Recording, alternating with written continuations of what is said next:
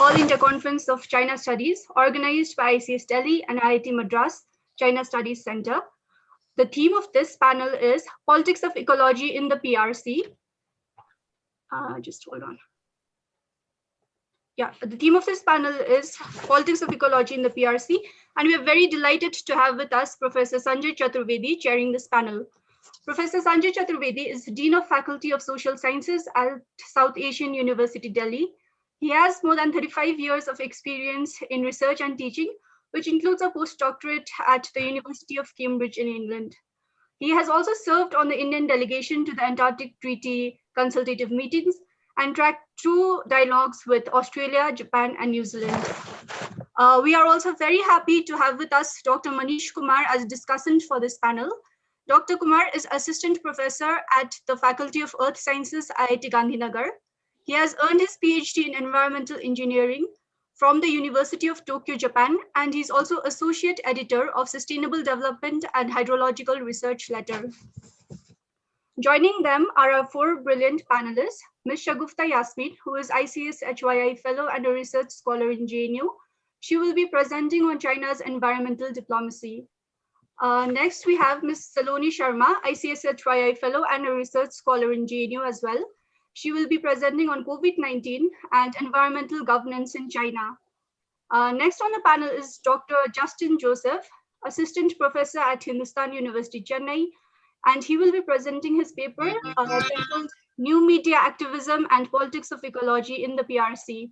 The last name on the panel today is of Dr. Sriram Natarajan, Adjunct Fellow ICS, who will be speaking on urban agriculture, food security, and urban food systems in China. Before beginning the discussion, I'd like to highlight 2 very simple but important ground rules. I'd like to request the panelists to kindly stick to their time slots of 10 minutes each, unless otherwise decided by the chair. And for the Q&A session, I'd like to request the audience to kindly use the raise hand option on Zoom, or to type in their questions or comments in the chat box, and to unmute only when the chair calls upon their name. With this, I would like to invite Professor Sanjay Chaturvedi to kindly give his opening remarks as chair and carry on the proceedings of the session. Professor Chaturvedi. Thank you very much, Preksha. Ambassador Ashok Kanta, Excellencies, distinguished participants in the session, fellow panelists, ladies and gentlemen. I'm very grateful to Institute of Chinese Studies and IIT Madras China Studies Center for inviting me and doing me this honor. It's really a privilege. Looking at the theme of the panel, I'm sure you will agree with me that we are looking at a fairly complex canvas, so to speak, where we see some intriguing intersections, juxtapositions within the overarching context of what has been so appropriately and compellingly termed as the Anthropocene.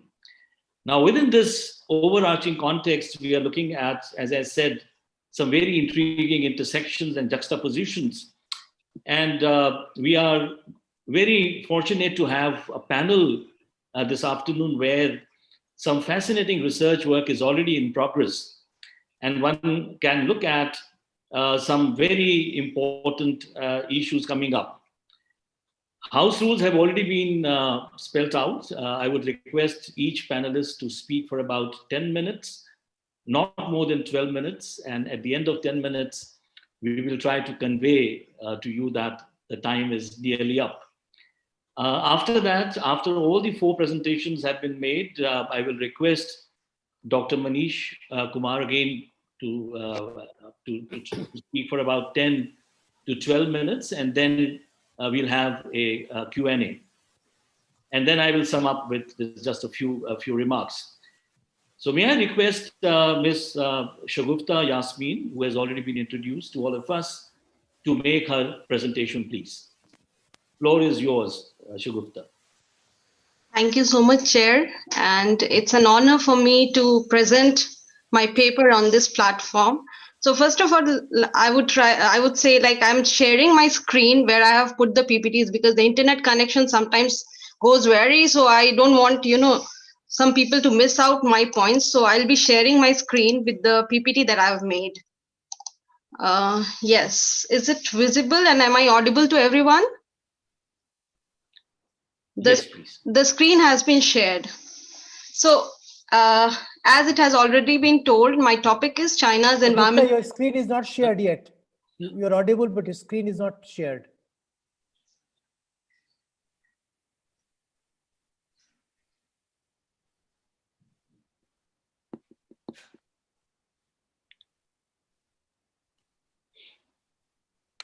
You have to unmute yourself. You muted yourself by mistake. I'm so sorry. All right. So in the background, I'm actually trying to focus on why this topic, why studying China's environmental diplomacy is so relevant for the international community, where I'm also looking at China's position and post the Kyoto Protocol. My focus is post Kyoto Protocol, and I'm trying to analyze China's position. Now, while after you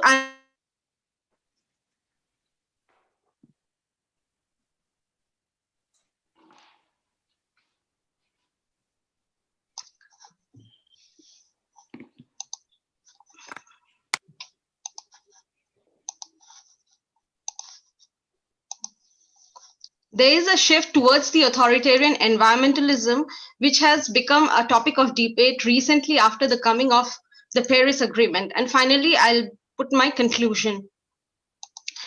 Now, for the background, I won't be looking, because of the time constraint, I won't be looking. I have just put forth some of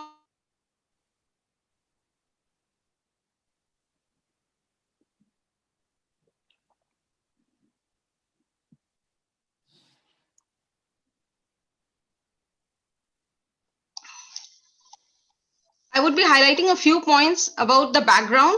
First, that we all know that China has got the largest population in the world with 1.4 billion population, and it is one of the fastest growing economy. China's economy grew at the rate of 2.3% in 2020 and is expected to grow at a rate of 7.9% in 2021. China is also at the forefront of renewable energy innovation, and at the same time, it is also the largest polluter since 2006, when it overtook US to become the largest greenhouse gas emitter. Now, after Trump's withdrawal from the Paris Agreement, China has emerged as a key global player in the international climate regime.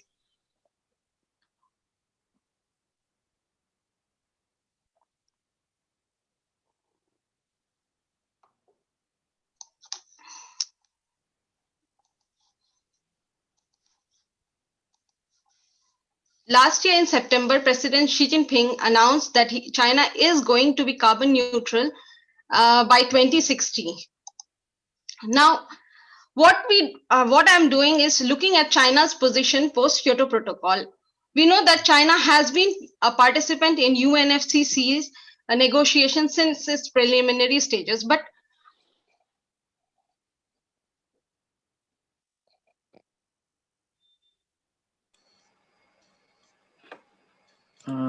Shagufta, I would request you to please, since you're facing network issues, please try giving your presentation with your video off. That might ease your connectivity issues.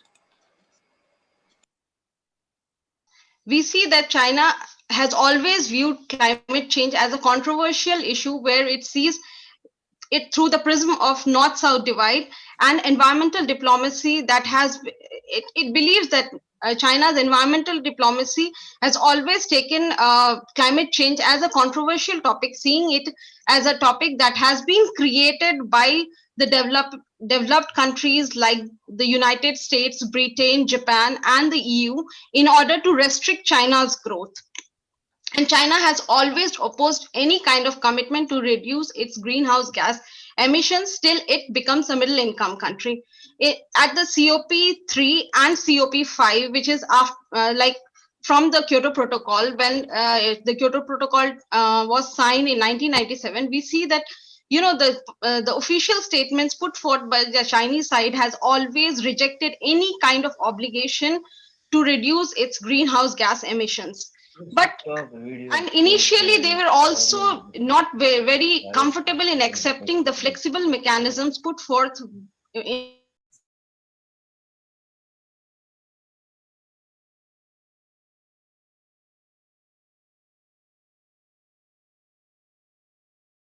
rather, they said that we'll be taking a poop out high policy because we don't know much about these flexible mechanisms that has been put forth in the Kyoto Protocol. And so we'll just have no voice. What is poop out high is that we'll be not putting any voice to these policies. We are not even in favor. We are not even against. We need to understand these whole flexible mechanisms that have been put forth in the Kyoto Protocol. China endorsed the Bali Roadmap in 2007, which mentioned nationally appropriate mitigation actions. Why this is important? Because this is for the first time where China has put forth the nationally appropriate mitigation actions. While earlier China never, tried to bring forth any kind of commitments. Now, what we see in the later stage is that before the Copenhagen summit in 2009, China has, collaborated with the major developing countries under the umbrella of BASIC. And this, the Copenhagen summit was actually sometimes is misinterpreted by many scholars, and they believe that China was a spoiler in this conference. Although China played a major role in bringing the developing countries under this umbrella and also mobilizing them towards the CBDR, that is the common but differentiated responsibility.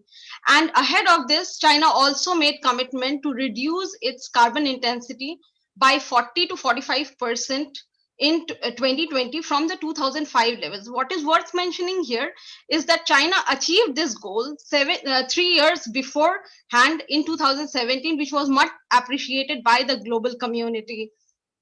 Now, another important thing that we see while we discuss China's environmental diplomacy is the signing of US-China Climate Accord in November 2014.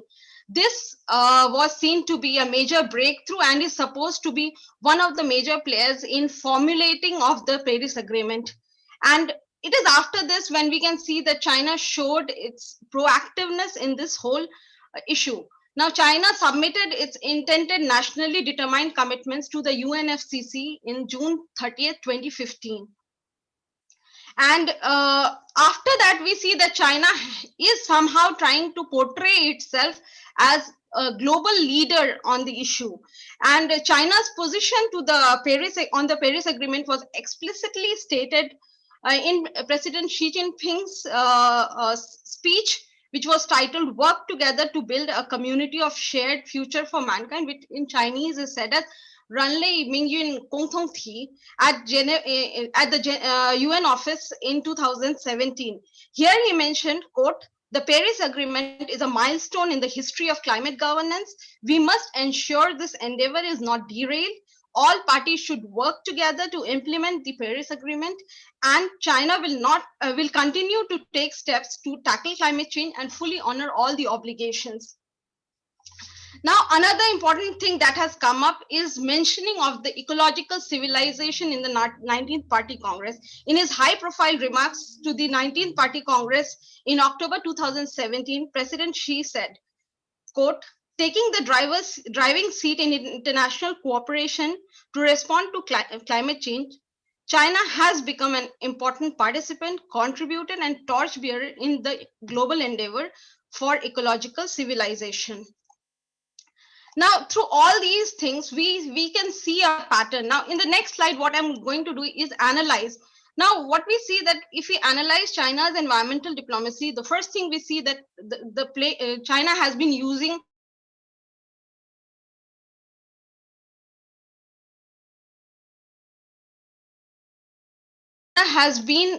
the game theory. How? Because it has tried to bandwagon with the developing countries and tried to evade the pressure that has been put forth by the developed countries. Now, the Chinese environmental diplomacy is seen to have three characteristics. Number one, China always insists on common but differentiated responsibility.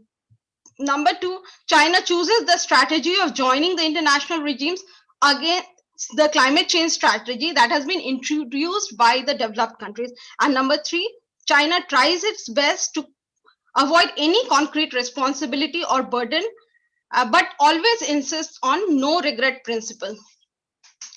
Now, when we look at China's environmental diplomacy, we see that, as we know, China has been very particular about its sovereignty, and where this whole, critical thinking of sovereignty has come up on this topic as well, because we all know that the century of humiliation plays a great role in the formulation of China's foreign policy, or even if we talk about China's environmental diplomacy.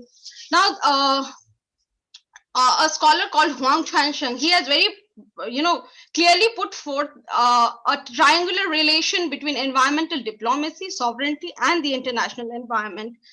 When we look at China's environmental diplomacy, we also see that there are many scholars who mention that China is not taking the issue of vulnerability very closely. And when in a country where which has a population of 1.4 billion, and there are so many people who are the economic zones are actually based near the sea, there has been concerns from the scientific community as well, that if global warming takes place and the sea level rises, maybe there are many areas on the coastal regions which can be submerged. And even we see that China has been facing the burns of climate change, and there are so many people who have been facing the natural calamities recently. Now, what we see that when we look at the China's environmental diplomacy that has come all the way from Ms. Yasmin, I'm sorry to interrupt, but you have 3 minutes left. Yeah, sure. I'll thank you. So we see that China's environmental diplomacy is a classic example of Deng Xiaoping's 24 character guideline for foreign policy, how that China has tried to sit back and first be an observer, try to study about the international regime. And then we see recently how China has put forth the ecological civilization. Now, this term ecological civilization is again, not clearly mentioned, although Chinese policymakers and ministers have been putting forth this term, and it has also been taken in most of the international negotiations recently, but still we don't know much about what does the Chinese government mean when they say Shanghai Wanming or the ecological civilization. Now, in the next slide, what I'm going to see is what is why we say that China is moving towards environmental authoritarianism or authoritarian environmentalism. The term, as we know, has been put forth by Robert Heilbronner, and it includes stringent measures which limit the freedom of the citizen. Now, we know that in China, there has been a unique policy formulation and implementation pattern, which is top to bottom approach. Why this is problematic is that we see that there is no grassroots level participation, and we see that the decentralized authoritarian political structure again poses threat for the implementation of the policies. And China also sees lack of effective institutional mechanism. And so there are scholars like Elizabeth Economy and Mark Beeson who see like that due to lack of institutional mechanism, the concerns of the citizens are not properly dealt with. And there are many legal cases still pending in the courts, and which further poses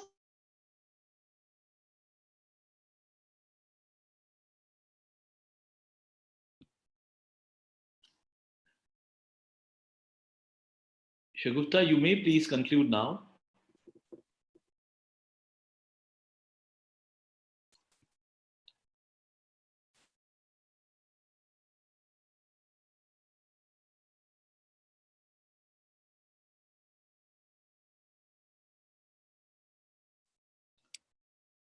Shagufta, you're muted. Wait for your next slide. You may just conclude, Shagufta, if you may. Sir, this is just the conclusion. This is the last slide that I'm making. Right. And therefore, what we see is that, China is, but there has been instances which shows that China is using its environmental means to further its authoritarian goals. And from the Taokang Yanghui to Shanghai Wenming, there has been, changes in China's position, and the way Chinese government, and particularly after President Xi Jinping came to power, the big commitments that he has been making, one that is the carbon neutrality by 2060, is questionable.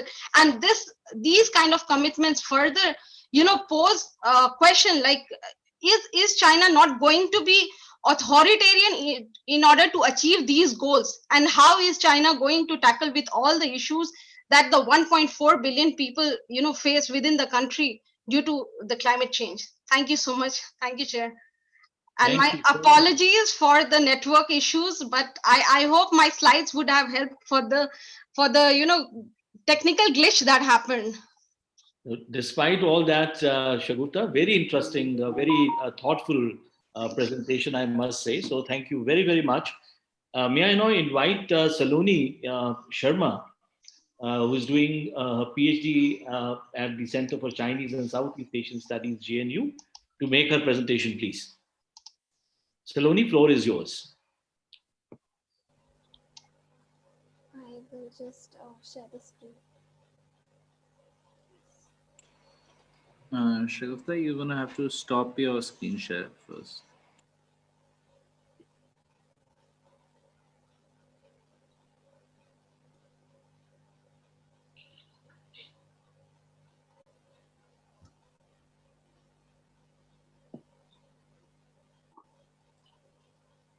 Is my screen visible, sir?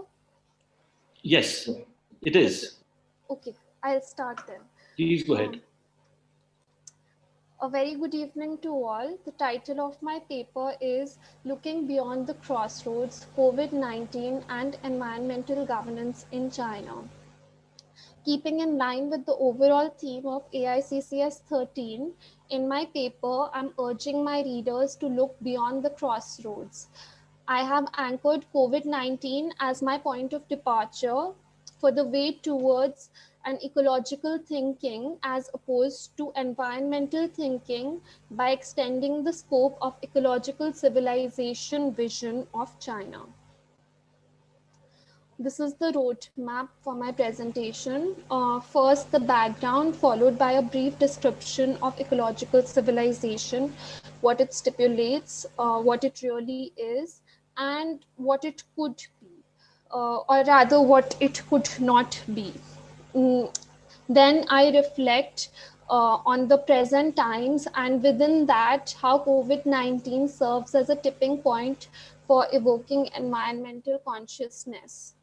I then draw a distinction between environmental and ecological thinking and propose for incorporating ecological values and ethics in the ecological civilization campaign so that it stands true to its word. Looking beyond, I summarize my arguments and conclude with a sketch that renders the gist of the point that I'm trying to make. So, this is the background. 2019 was the year when ecological civilization was, 2018 was the year when ecological civilization was added to the constitution of CCP. However, the ball was rolled out roughly a decade ago. This slide gives a brief idea of how China stands from right to development, shifted to China ultimately holding the baton for developing and developed countries to reduce carbon emissions and coming out as a leader in global environmental governance. However, at the second glance, we can see that China's environmental stance at best continues to be quite mixed, juggling between economic goals and its stride towards realizing an ecological utopia.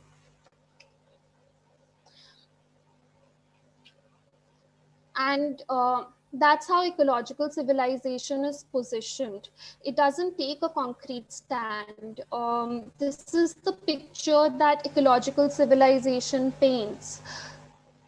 Let the mountains and rivers be lush, let the earth be dyed green, let the sky be blue and fresh, let the rivers and lakes be clear, let the grasslands sing merrily, in state-run media. And I love it, and I'm sure all of us do. But it's far from what it actually is. Like a mirage, when we look closely, it isn't as glossy. This is what it essentially stipulates. It promotes green development, green production and consumption, a sound economic structure that facilitates green, low carbon, and a circulatory economy. It strives to solve prominent environmental problems, preventing and controlling air, water, and soil pollution, protection of its ecosystems, ecological security, and protection of biodiversity. And this is what it really seems to be. Is it a mere synicization of a Western concept, viewed by many as a term synonymous with sustainable development? It is quite so. It's a lexical choice that renders a strong rhetorical persuasion in line with what befits the party's purpose. It's a modern spin on traditional wisdom, making it more palatable and applicable to the industrial idiom. This is how some scholars describe it. Ecological civilization repeats the globally dominant discourses of green capitalism. It's a future perfect, as Marinelli describes it, projected into the far future.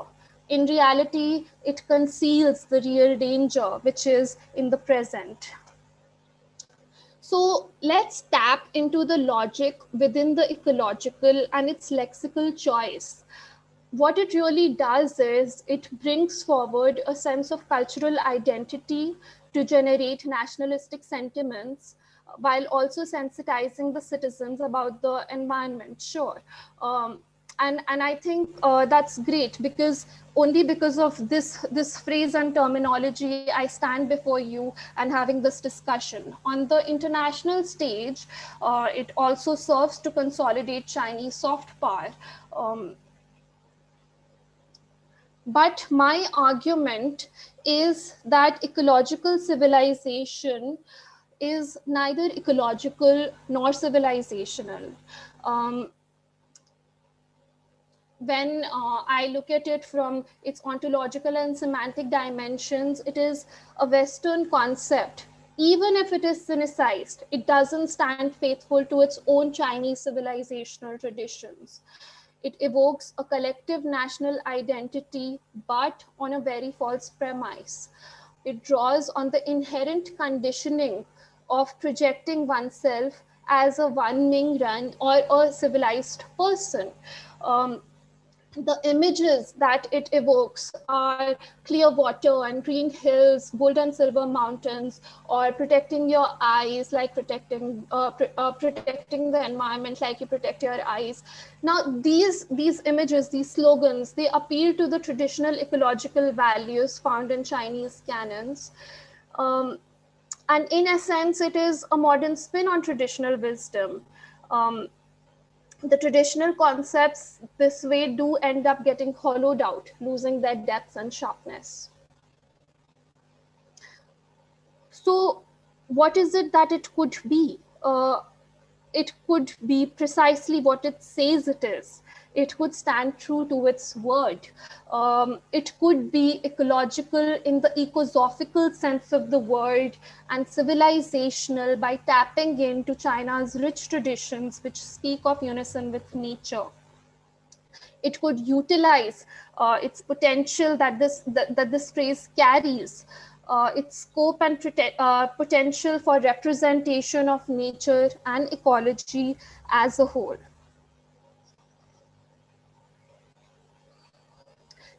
"2020, the year that it was." It's a dramatic title for a slide, and for a brief moment, I'll let these pictures do the talking.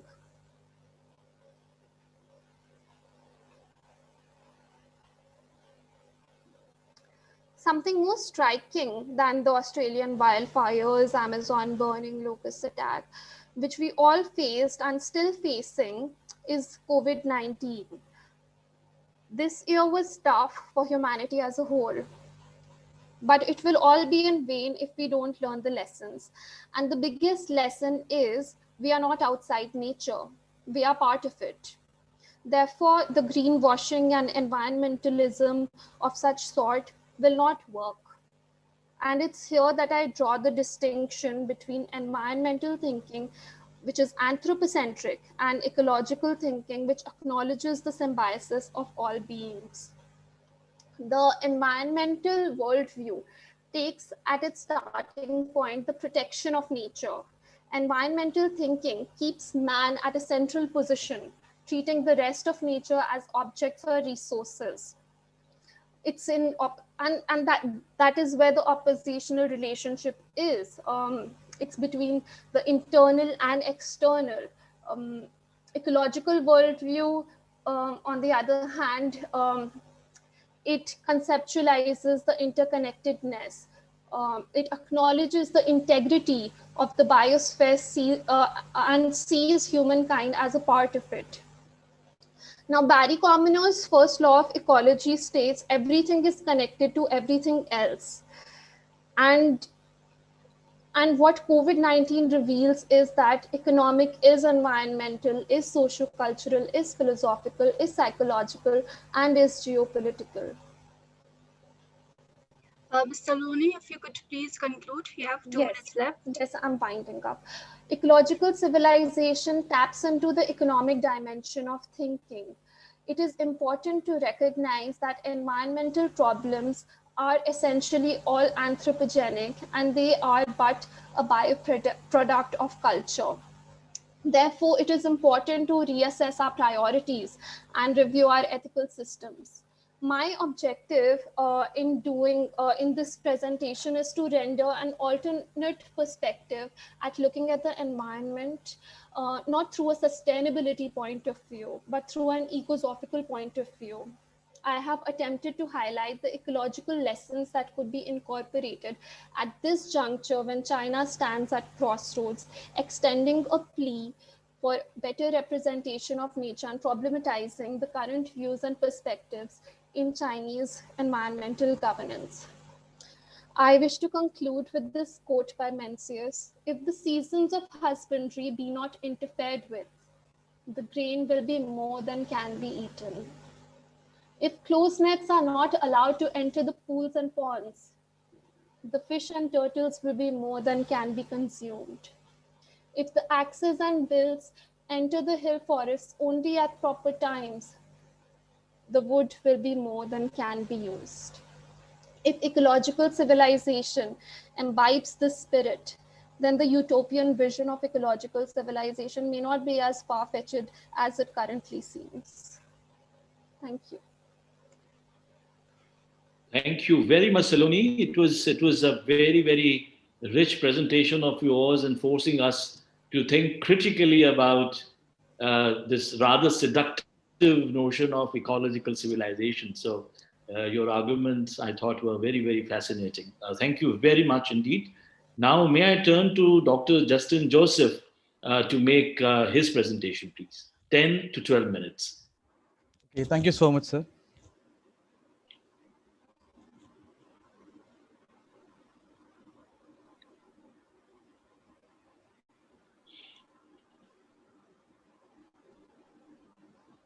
Is my slide visible to you, sir? Yes. Okay. Thank you so much. You can expand it if you wish. Full screen. Okay. Thank you so much, Chair, for this opportunity, and my special thanks to the committee organizers of the AICCS, and especially IIT Madras and ICS, despite these hard times. And let me start my presentation with my New Year greetings to all of you. So my synopsis of the paper is like, I'm looking at the new developments in information communication technologies and how these developments would enable ordinary citizens to raise their concerns with the power structure of the Chinese polity. I'm looking at how the noises are converted to voices, or the issues are being legitimized, and how this kind of a new media activism, which is happening through the platforms like Weibo, WeChat, QQ, and other microblogs, and how these platforms offer a new deliberative communication process, which is outside the mainstream party state apparatus. And I'm also looking at how these channels are, whether they are able to change or influence the existing structures of state-society relations. And I would like to request to the people also watching me not to take screenshots, because these slides are not published. This paper is not published. I compiled this data from the China Internet Network Information Center. So this is something which is interesting, which depicts the increasing percentage of internet penetration among the Chinese citizens. So right now it stands around 56, 57%, which roughly half of the population is able to use these kinds of new media when you look at the Chinese citizen in general. So when you have a historical understanding about the interaction of politics with ecology since the establishment of the republic, you can identify a key role of the triangular entity, which is the party state and the government.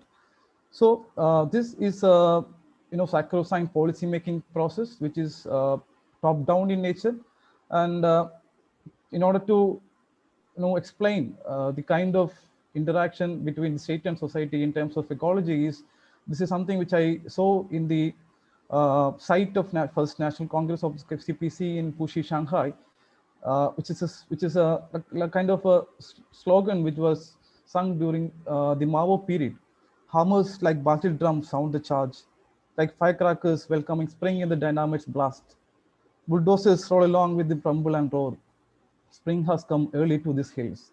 So it means the ability of people to change the environment at the spearheaded by the CPC.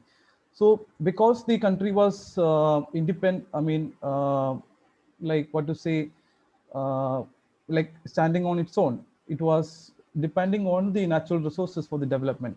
Like during the period of greatly forward cultural revolution, ecology was being severely exploited in order to develop the country or take the country to modernity. So this trend continued during the reform and opening period, where you see lax environmental concerns, which brought many investments to the Chinese mainland.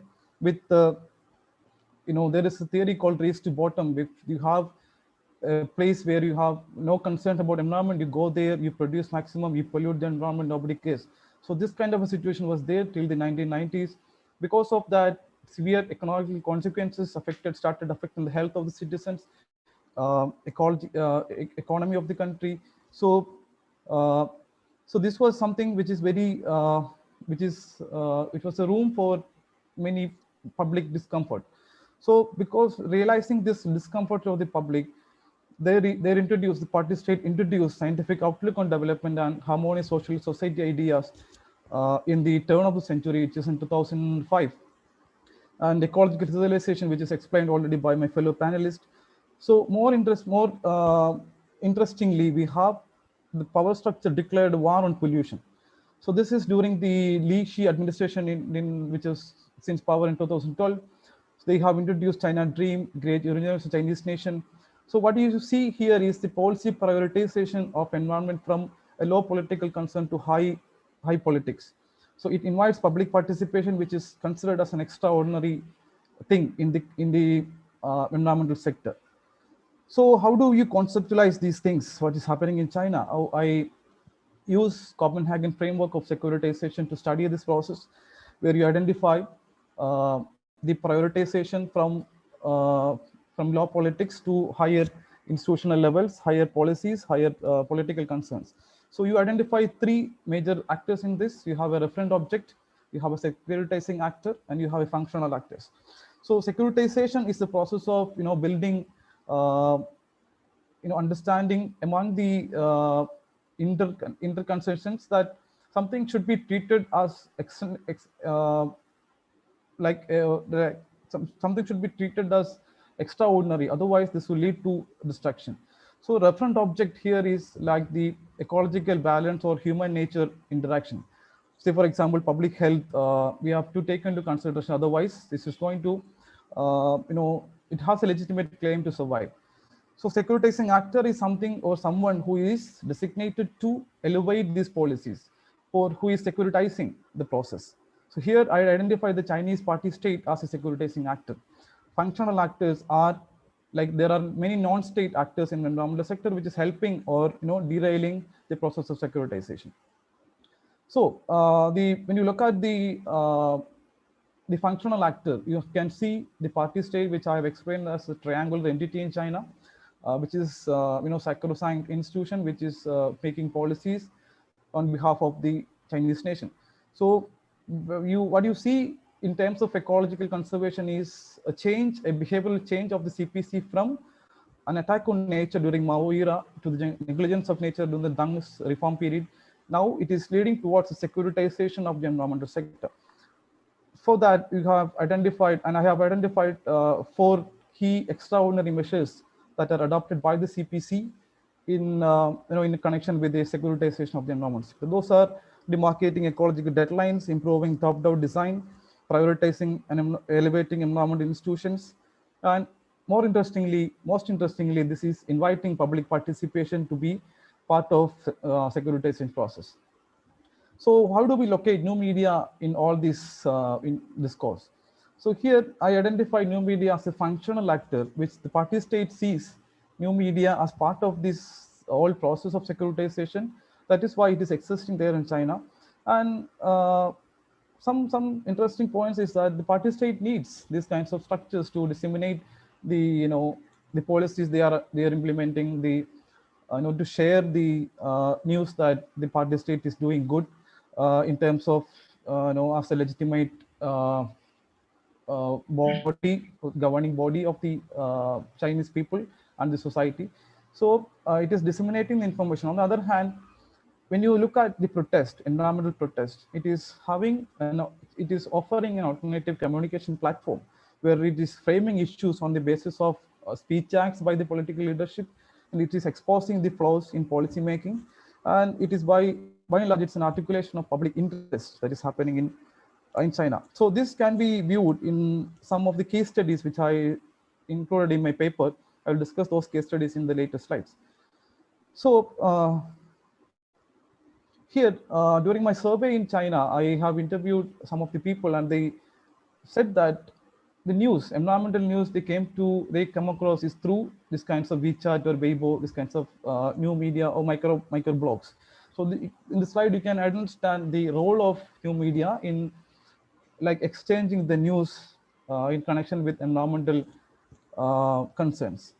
So these are the case studies in my paper, 5 case studies, which Shaman, which is one of the interesting case studies for not just for environmental protests, but grassroots movements in general, where these 5 case studies are important because of the role of new media. So the new media was successful in stopping these projects from their vicinity because there were protests online. Okay, so now this is against the firewalls, the great firewalls, but some of the key things is that they have used keywords like instead of protests, they have used keywords like strolling, evening walk. So these kinds of keywords are not identified by the party state. So I mean, it is skipping or bypassing the firewall structures. And these kinds of organic environmental protests happening through new media, it is something very interesting to see in China across the mainland. So these are 5 studies I have studied in deep to understand how new media interacts with the power structure by increasing the public participation, which is happening outside the mainstream participatory apparatus. So remember that these are against the stability maintenance mechanisms, are pushing rule of law. These are pushing the promises which are given by the leadership. They are using keywords like public participation, environmental, ecological civilization. So when you caught these kinds of keywords that you are promised to the citizens, so the power structure finds it difficult to handle this kinds of protest. So it is offering a new platform for protest. It is offering new kinds of communication with the power structures. So in general, so when you have on the one hand, there is a transformation of the party state from an attack on nature during Mao era to a war on pollution during the Chile administration. So that is implying the adaptability of the Communist Party and the dual governance structures. So when you cannot, it's a fact that Dr. Joseph, if you could yeah, please begin concluding. yeah, I'm done. You have 10 minutes. Yeah. Okay. So it's kind of why it is existing in China is because of it is considered as a functional actor by the, it's considered as a functional actor by the CPC and the dual governance structure. So interestingly, people still believe that, you know, why they are complaining with the party state, not depending on any other themes, is that 66% of the people I interviewed, they said they have limited scope in other problem solving mechanisms, like for example, NGOs. So it means that they still consider the party state as a key agent in resolving the concerns of the people in the environmental sector. So as I just mentioned, it is a new form of engagement with the power structure. It is, you know, ordinary citizens are capable of talking to the power structure in terms of dual governance structure, in terms of environmental governance. It is, we can observe the germination of an alternative communication channels in the context of securitization process. But it increasing public participation, but doesn't mean that it is leading towards a liberal democratic order. But it is depending on the attitude, behavioral change, or adaptability of the Communist Party. And yeah, but all these protests are pushes for rule of law. It is against the stability maintenance mechanism. They are arguing for rule of law, furtherance of rule of law on the basis of the promises which are put forward by the constitutional agreements or the policy documents. So I stop here, and thank you for the time. Thank you very much, Dr. Justin, for sharing your insights on what I think is still quite an under-researched issue area. So thank you very much. I will now turn to Dr. Sriram Natarajan and request him to make his presentation, please.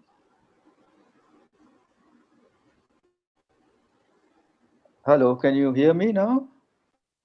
Yes, we can. Thank you. Oh, okay. First of all, I would like to thank the ICS and particularly Professor Srimati Chakravarti for accepting to allow me to present a few ideas surrounding the phenomenon of urban agriculture that is prevalent all over the world. And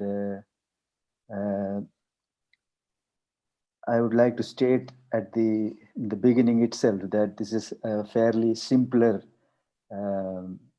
intention to examine how scholars have looked at this phenomenon of urban agriculture in China, rather than getting into heavy political discourse about the Chinese state and the responses from the West and the debate between the West and China on various issues concerning environment, ecology. But I would like to start at the outset. I would like to state that China's environmental vulnerability is perhaps most severe if we look at their capacity to produce food. I have examined China's agriculture over 2 decades, and the most striking thing about China's achievement has been to continue to produce enough food for such a large population which has been growing continuously and eating more, given that there has been high economic growth and urbanization. And it is a remarkable achievement, even though they, in recent decades, depend heavily on the international food markets for many of their requirements. I'll just put my share screen now. It's a small PowerPoint presentation, and stop my video so that there is no interference. Can you see the present? Yes, you can just perhaps make it full screen. That is yeah, there you go. So There are three parts of this presentation in my attempt to explore urban agriculture in Chinese cities. The first part is just a background to look at what is this oxymoron called urban agriculture. There are certain views and perspectives which may be relevant in this context. And then I move on to a little more to the background and the international context in which sustainable cities, resilient cities, and urban food systems have received tremendous attention in recent times, recent decades actually, and more recently owing to the COVID outbreak, which disrupted food supplies in many parts, many cities around the world. And the third part looks at the Chinese urban agriculture with its own distinct characteristics. The material on this is rather sparse, I should say, only a couple of articles in the English language. And though there are many, there are quite some in the Chinese language. Why I say scarce is because I am an economist, and most of the work done on urban agriculture has been by geographers, environmentalists, urban policy planners, landscape architects, and so on.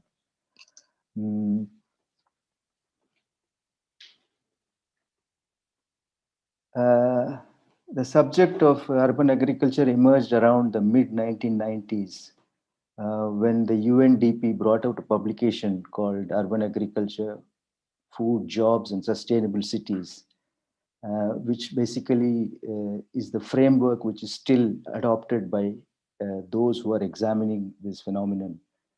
But the original work was done by John Smith and two others who published a revised version of the UNDP report in 2001. And there are two definitions here. One is 1996 definition, and the other one is a more recent one of 2017, which is below.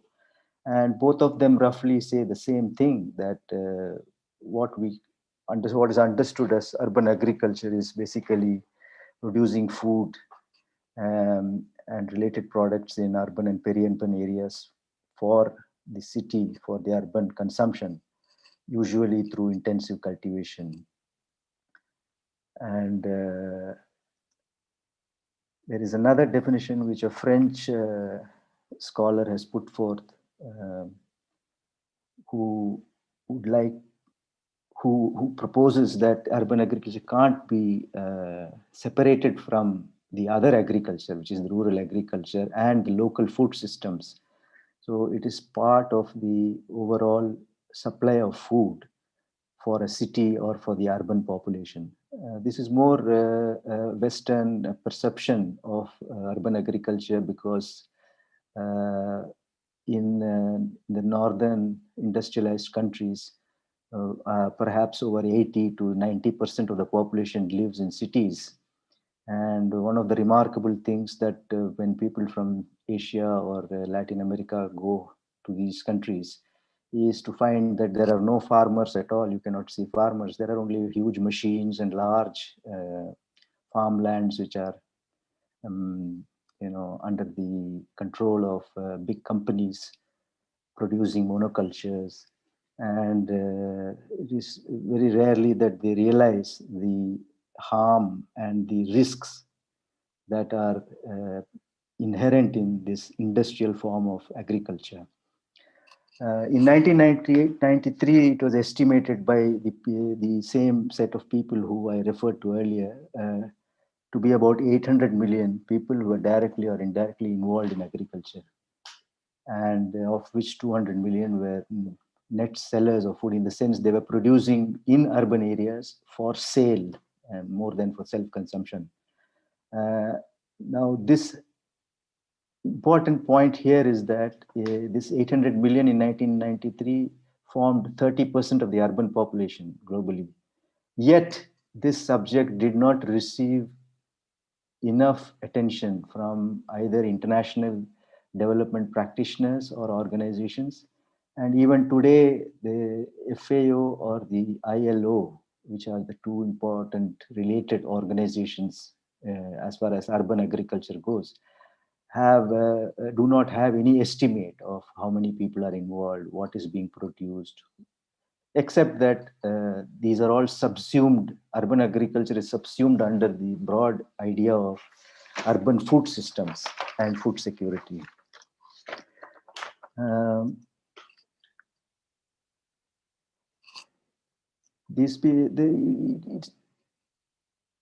Urban agriculture, according to many, has existed as early as the earliest cities and the earliest civilizations, because food is a very important part of the urban life.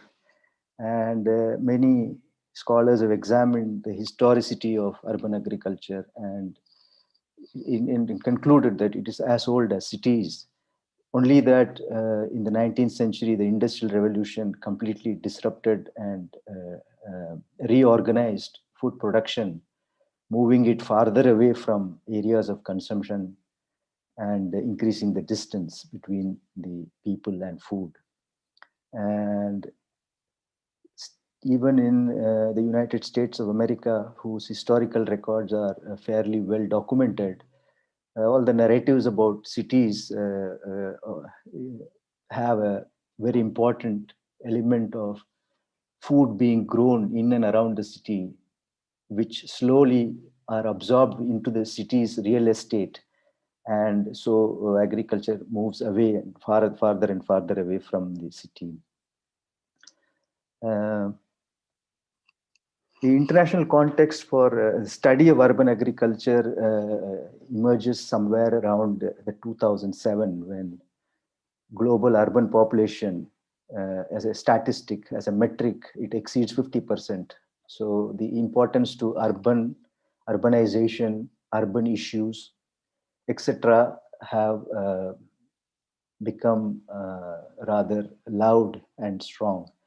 And urban studies, especially urban agricultural studies, has also rapidly grown since 2000. And one thing that I would like to point out is that strangely, the research on urban agriculture in of African countries is perhaps a maximum number of articles and books compared to other parts of the world. And in 2007, 2009, following the food price hikes, severe inflation in food prices across the world led to the phenomenon called urbanization of poverty and food insecurity. And this also brought the issue of urban agriculture into focus. The UN Habitat 3, which is every 20-year conference, adopted what was called the New Urban Agenda, which became the Sustainable Development Goal of the United Nations, Agenda 2030. States that to make cities and human settlements inclusive, safe, resilient, and sustainable. In addition to this, there is before the UN adopted this Agenda 2030, there was a Milan Urban Food Policy Pact, which is a grouping, an agreement by about 100 or more cities around the world as regards food consumption and developing a system of sustainable and resilient food consumption, cutting down on waste, cutting down on excess consumption, and taking care of food availability in urban centers. The New Urban Agenda, there is one clause in the New Urban Agenda, 123, which actually deals with food security and urban agriculture in an indirect way. And this is basically to achieve complete urban food security, reduce food waste in processing and production and consumption, and strengthen the urban-rural links to promote environmentally sustainable food system. This is the declaration in clause 123 of the New Urban Agenda. And I'm sorry, there is some Dr. disturbance. Litrajan, you have about 2 minutes to conclude. Oh, I'm sorry. I will have to skip a lot of. I would like to point out here that China has committed to the Sustainable Development Goals and adopted several plans in each sector of their economy to reorient towards sustainability. And in agriculture, this took the form of National Plan for Sustainable Agricultural Development, which was basically to involve technology heavily in every sector possible, particularly in agriculture, to increase efficiency. Now, as I already mentioned about the problem of Chinese agriculture and the challenges that they face. Regarding urban food security or urban food systems, China doesn't have a separate policy. It is covered under the regional food self-sufficiency policy, which is the cornerstone for their food security. And urban agriculture comes under the national policy on food and agriculture. So the Ministry of Agriculture draws out the guidelines under which urban agriculture policies are framed. There is an interesting 2-2-1 project, which is also using information technology and other modern methods to enhance urban food security and promote farming in peri-urban urban areas. The peculiarity about Chinese urban agriculture is a state-driven top to bottom approach, where they have developed urban agricultural parks all over most of the cities, beginning with Beijing. But before that, I would like to just say that there are 4 types of urban agriculture. Two of them are by people in urban areas indulging in agriculture in their terrace gardens or unused plot of land. The other is peri-urban farming, which is a larger scale, and then the 4th one being technologically intensive farms. The urban agricultural parks is a kind of a multifunctional venture which China promoted as part of its urban agricultural program, which covers agro-tourism, food production, and environmental sustainability. This was initiated in Beijing, but it has grown to all the cities. This is a map which shows one kind of peri-urban farming under the urban agricultural park, farmer household sightseeing agricultural parks. You can see the middle part is the central Beijing district and how many parks are surrounding the entire Beijing municipality, which includes counties and small cities around. The other type of urban agricultural park is the enterprise-based commercial large-scale resort types, which offer tourism facilities as well as participation and observing and experiencing agricultural processes. And intra-urban agriculture, which is the agriculture farming done by people within cities. There is immense evidence in the newspaper reports and a few articles about this being very widely prevalent in China.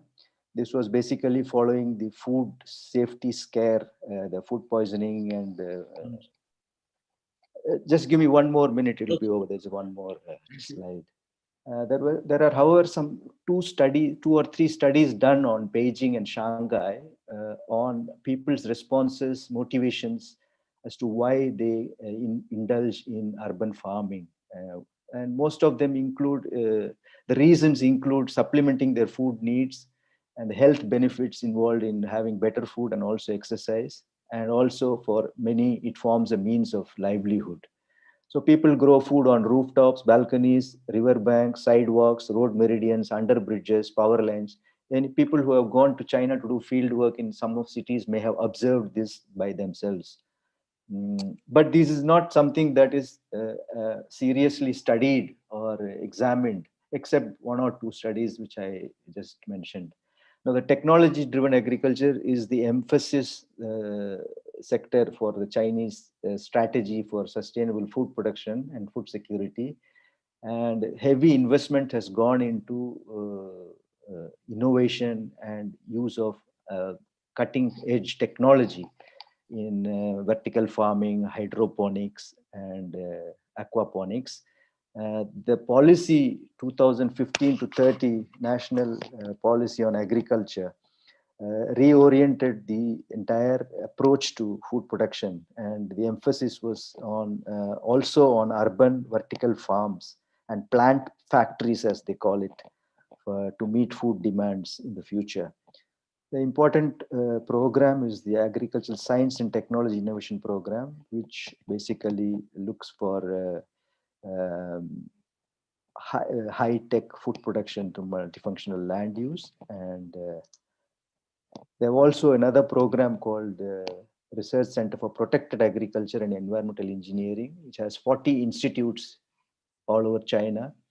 In 2013, there were 75 high-tech commercial plant factories, though I have not seen many news articles about them, except that there are many investments by companies from US and Netherlands and other European countries in commercial vertical farming technology in Shenzhen, Nanjing, and some of the cities. I just conclude by saying that it is a large sector, urban agriculture, with a heavy participation by people as well as the government. And peri-urban agriculture, which is the multifunctional agricultural parks promoted by the government, is very well developed in most cities. And city dwellers spend a lot of time during weekends and holidays in these areas. And China is almost a leader in terms of intensive vertical farming, but very little is known about it, or very little known about how much is being produced, where it is being set up. And the lack of data is because 2020 was the target year for many of the sustainable goals. And so only in 2021, this year, we would be able to know what has been the result so far. Thank you so much. Thank you very much indeed. I will now, looking at the watch, fully aware of the fact that we are running short of time, I will now turn to our discussant, Dr. Manish Kumar, with the request that he shares his comments with us in 10 minutes. So no 2 extra minutes for you, please. Yeah, so thank you very much here. And I don't know if you wanted a bird to have a view, and that's why you invited me. Otherwise, every panelist were talking really nice stuff. And I was like, oh, anyway, I will fly and I will have a bird view on that. There is a two-way. I know that you are going to summarize it. You are taking note of everything. I saw you. Initially, I thought I will summarize, but then I saw you writing. So I thought, okay, let me put my perspective in a little bit, because I visited that country for 2-3 times. And I work in the water, and I heard about some COVID thing, and I am doing some research on COVID. So let me put I would skip. So sometimes you can ask me in question answer session, so that so in my so just I will share my screen and go very fast. Where is my slide?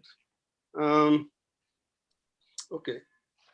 See, I am really okay. So just I have today like share.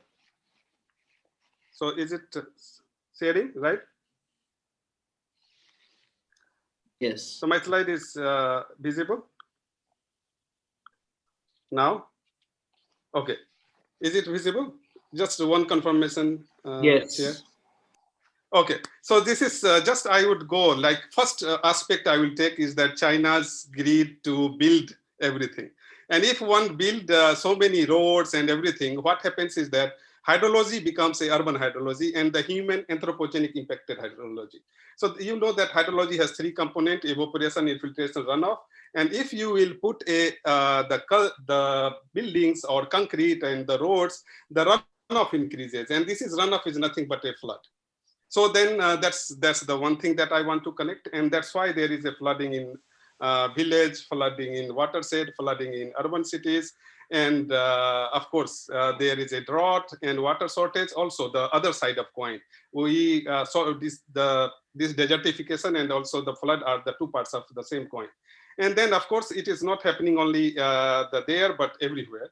And then I just say my student that whenever we are in problem, we go to the temple and then that God has become happy and they give the rain and it against the flood.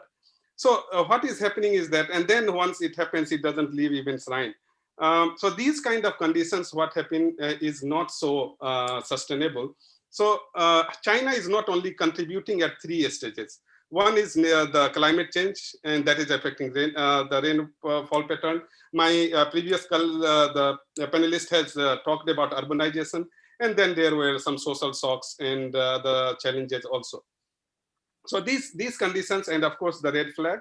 I have a little bit more, if you will talk about that whether China itself is getting affected from this shortage of the things and contamination or not. They are also facing the many vulnerability, but their impact is more on other countries, and that's what we are trying to have. In China itself, there are 43 million people is under some kind of toxicant of the water, facing the toxicant in the water. I review a lot of the papers from China originating and the problems in that way. Okay, so let me, this was the 2 aspects I touched, urban, the thing, and then there is a water toxicant. Now the third emerging is antibiotic, the resistance. You know that anything that happens, we try to use antibiotic and get rid of that. You can see that we are going to have a lot of such problem in the future, and we are getting more and more antibiotic resistance.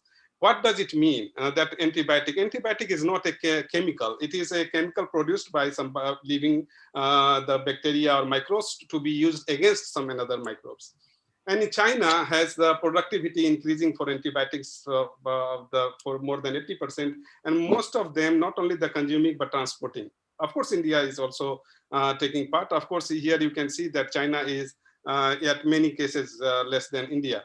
But the threatening is that we don't have any, we have not invented or discovered any antibiotics since 1987 or so. So it means last the 30 or 25 years, there is no any new antibiotics. So this is the problematic, and it is going to have. Let me come to the COVID case. So COVID case, this was the case in July. And you can see that, okay, everybody already know that, okay, China is the giver.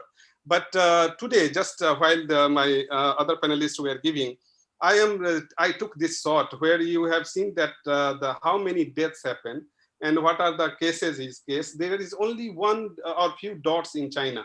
Otherwise, everywhere this is affected. And it is not only the case of COVID, but if this slide, if you will see that this is a famous cover of Time when the lady with the mask, and this is the same the Economics has published with the, and then this was not the 2020 cover.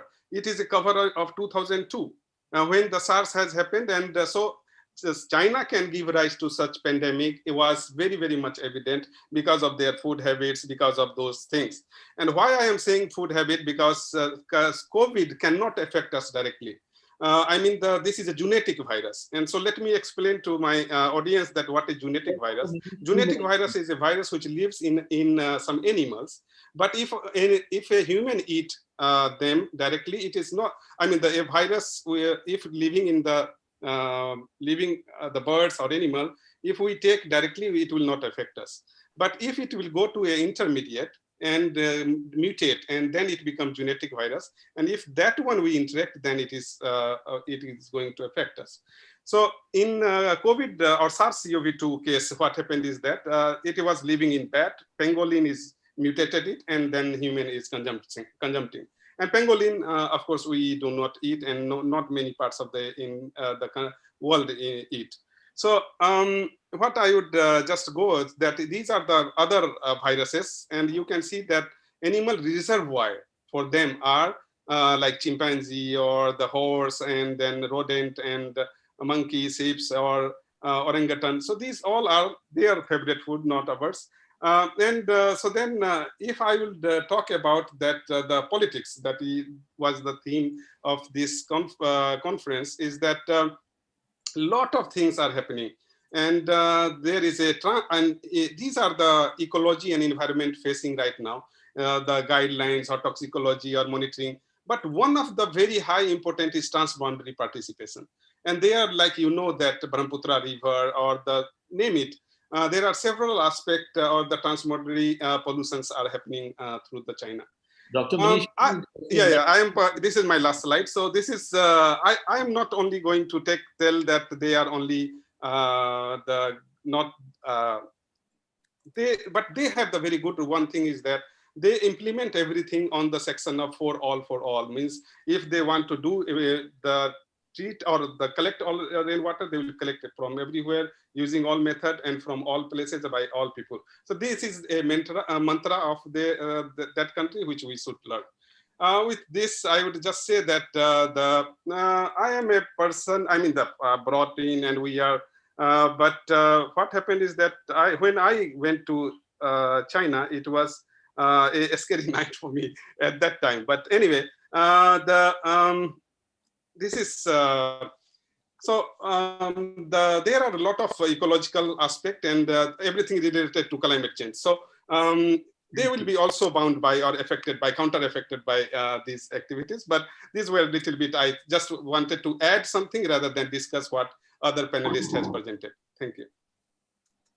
Thank you very much. Very interesting. It could have been an independent presentation, I mean, on its own. But anyway, I hope you would be in touch with the panelists and engage in a conversation and give them your feedback on their papers. So thank you very much.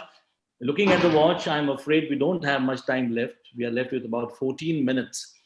So I will read out questions very quickly as I can see them on the screen. And then if time permits, I will take just about a minute or so to conclude. This question is to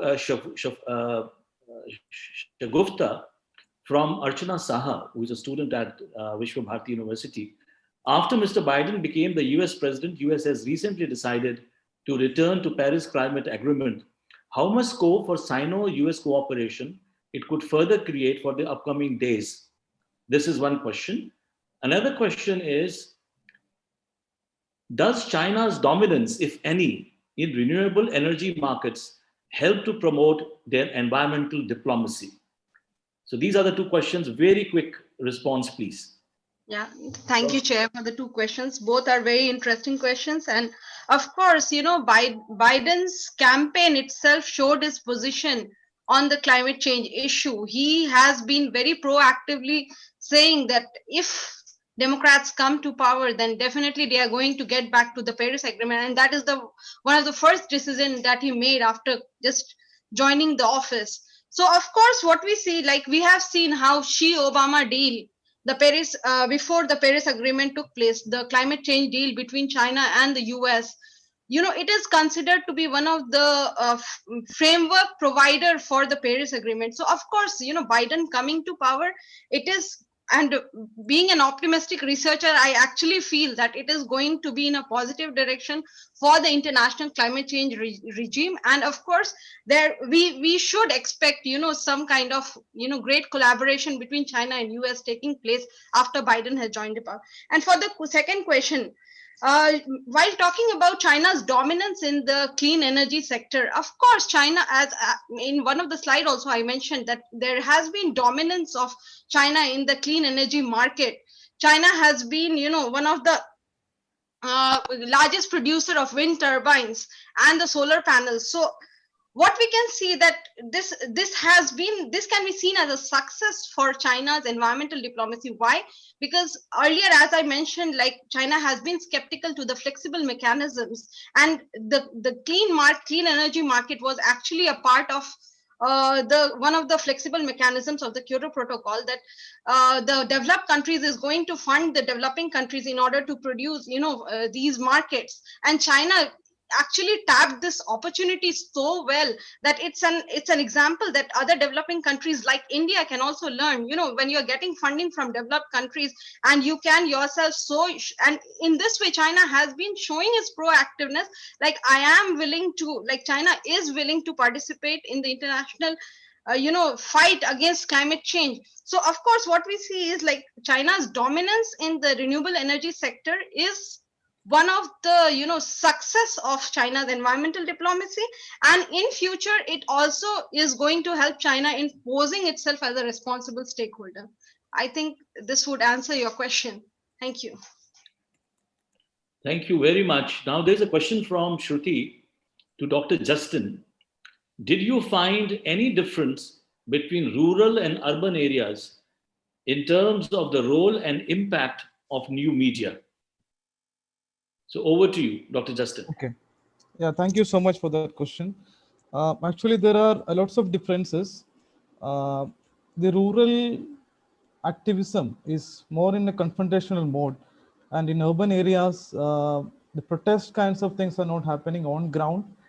More into a framework of assisting the government in implementing the policies. But this kind of a stringent opposition to government policies are more visible in the rural areas when you analyze the protests across the mainland China. Thank you very much indeed. We do have time for one or two more questions. I must appreciate that Dr. Natarajan has responded to the two questions in the chat box. So please do take a look at those very profound questions and equally profound responses. I can add a few things Yeah, if please. there is You can time. take Yeah. a couple of minutes. Rija Nair asked me about the role of e-commerce, which I've already replied. But I would like to just add that urban agriculture in its different dimensions includes also what is called community-supported agriculture. In one of the maps that I showed of farmer households promoting agrotourism, in fact, there are many farms which actually invite urban people to come and work in the farm during weekends. And this is made through an arrangement like a cooperative where urban residents join together in an venture similar to community supported agriculture, where they put some money beforehand to demand certain types of food products at the end of the food cycle. And they can also participate in the farming activities. This is called community supported agriculture. And there is a growing trend in many cities in China.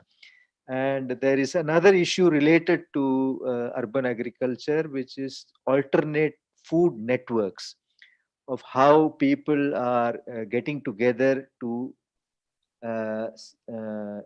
source safe and nutritional food from various parts of the near the city, and how there is some research that has been done on alternate food networks.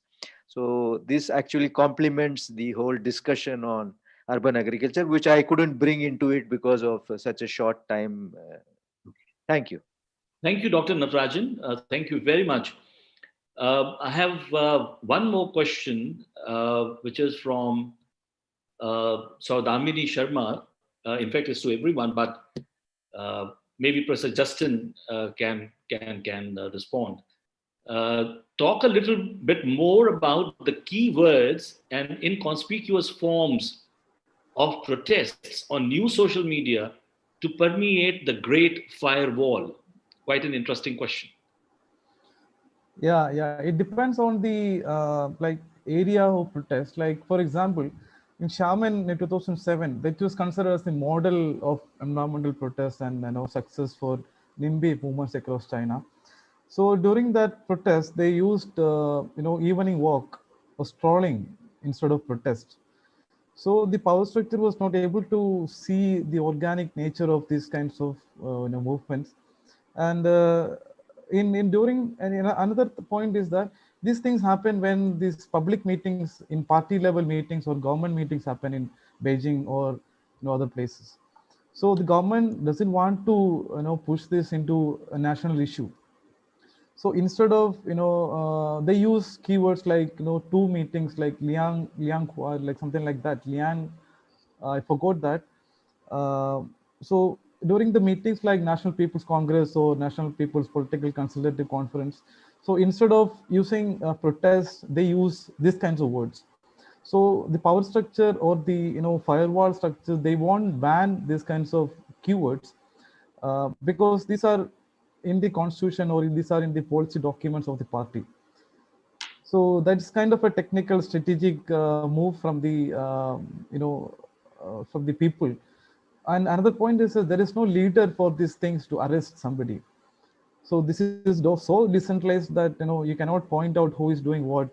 So this organic nature and the change of keywords are very interesting to watch. It keeps on changing. We cannot, because you cannot reuse the same word. So they will catch it. So instead of doing that, they keep changing the words, keywords, depending on the protest site. Especially in Xiamen, they use something called evening stalling. And maybe in other places they use something else. So yeah, I hope it's helped you. Thank you very much for your response. In fact, that reminds me of some of my work, which I did some time back on related issues. And uh, thank you very much. It has been really a great intellectual delight to be a part of this panel. Some wonderful, I think all the presentations I thought were very rich, very wonderful presentations, very informative, full of insights. Now, I think my key takeaway from all the presentations is that beyond or behind or beneath a rather seductive expression like ecological civilization, we find a very complex reality. And I think the concept of ecology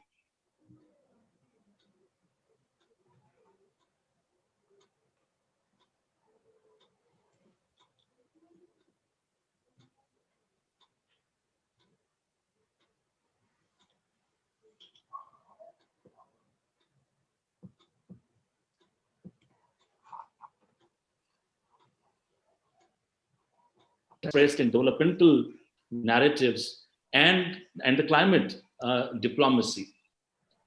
I was also wondering, as we engage with these very complex issue areas, whether we should also be looking at another very important question, which is that with the rise comes responsibility, in the sense that when one talks about China's rise, for example, or for that matter, Asia's rise, particularly in the context of China, one has to raise this particular issue, which is that the impact of a planetary power, and I'm very fond of using this expression both for India and China, that these are not just rising powers, major powers, but they're also planetary powers, in the sense that whatever they choose to do or choose not to do in terms of their policy interventions, in terms of their collective behavioral change, will have huge impacts on the entire planet and even beyond, maybe in the geostationary orbit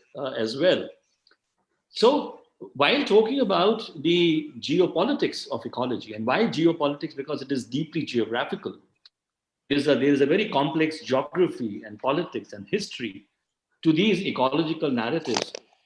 I was wondering whether we should also be extending our critical gaze to spaces which are beyond the boundaries of China.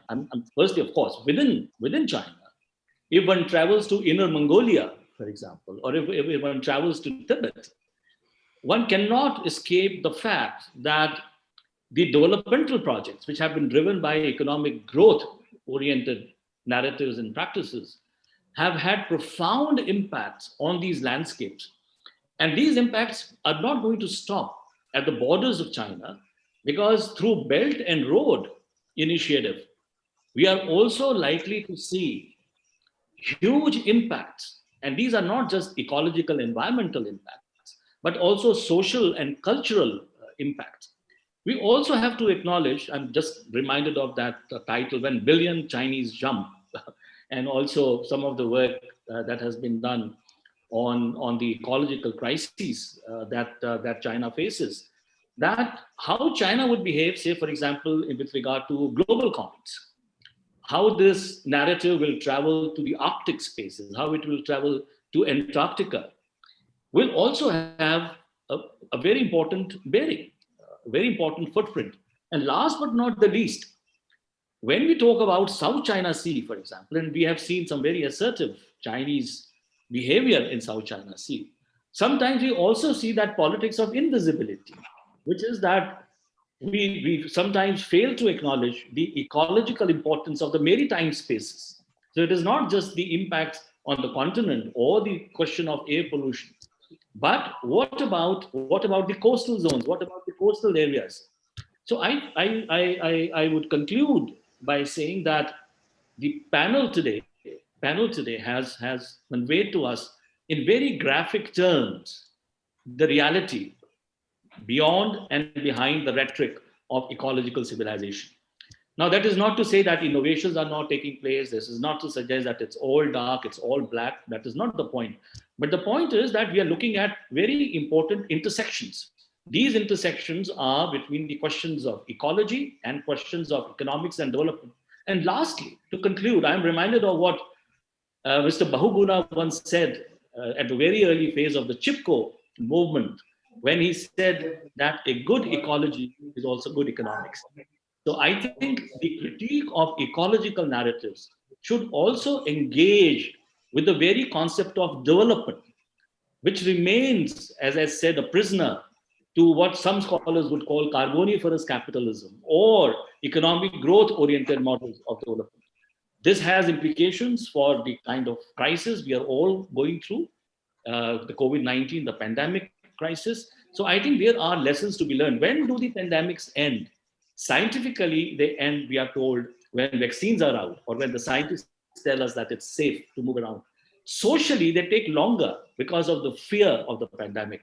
But I think pandemics end when we have learned lessons from them. And it takes longer to learn the lessons. And one of the lessons, of course, is that in the name of economic growth-oriented model of development, what is happening to this highly differentiated category of ecology needs to be taken into account. So with these words, let me thank each one of you on the panel for your wonderful presentations. Sincere thanks to Dr. Manish Kumar for his presentation, which I was enjoying very much. I wish it was a full paper on its own, but I was also expecting that he will share his insights. And as I said, I'm sure the panelists would be in touch with you, in conversation with you to draw on your experiences and insights.